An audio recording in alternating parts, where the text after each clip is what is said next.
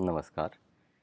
जब हम लोग प्राणायाम का अभ्यास करते हैं तो प्राणायाम जैसे कि नाम से ही पता चल रहा है, हम अपने शरीर के अंदर प्राण का आयाम करते हैं।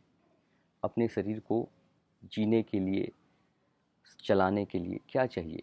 प्राण चाहिए। उस प्राण को हम शरीर को जब देते हैं तो उसे ही प्राणायाम कहते हैं। सिंपल सी बात है। तो जब हम प्राणायाम का अभ्यास करते हैं तो हमें दो चीज़ों का ध्यान रखना है। नंबर वन, सबसे पहले कि हम जब प्राणायाम करें तो उससे पहले या तो रिलैक्सिंग टेक्निक करके अपने माइंड को शांत कर ले। बहुत गुस्से में है या फिर कहीं कोई ऐसा तनाव है दिमाग के अंदर, तो आप प्राणायाम करेंगे तो इमीडिएट उसका अभ्यास का कोई लाभ नहीं होगा, क्योंकि आपके जो मन में जो उद्वेग हैं वो उस प्राण को एक्सेप्ट ही नहीं करेंगे।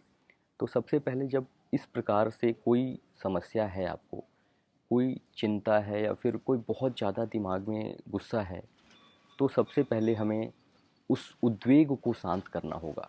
उसको कैसे शांत करेंगे? हम कंसंट्रेशन से।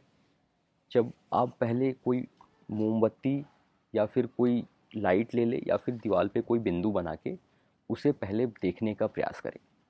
कम से कम 2 बार, 3 बार, 5 बार इसका अभ्यास कीजिए।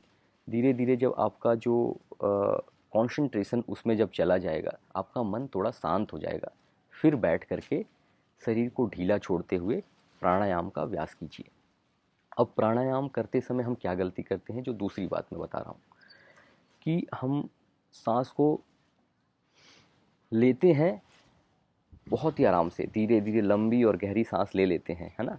लेकिन जब हम उसको रिलीज़ करते हैं, सांस को छोड़ते हैं, तो फिर एकदम झटके से छोड़ देते हैं। ऐसा नहीं करना है। ऐसे क्या होगा कि हम जब बॉडी को जब धीरे धीरे सप्लाई करते हैं, प्राण देते हैं, सांस जब अंदर लेते हैं तो धीरे धीरे मतलब उसको सप्लाई करते हैं, ऑक्सीजन सप्लाई करते हैं अपने ऑर्गन्स को। लेकिन आप ऑर्गन्स को जब एकदम से खींच लेते हैं तो होता क्या है कि आप किसी को कोई चीज़ दे रहे हैं और फिर जब वो लेने जा रहा है तो आप उसे छीन लिया आपने, तो वो वाली बात है।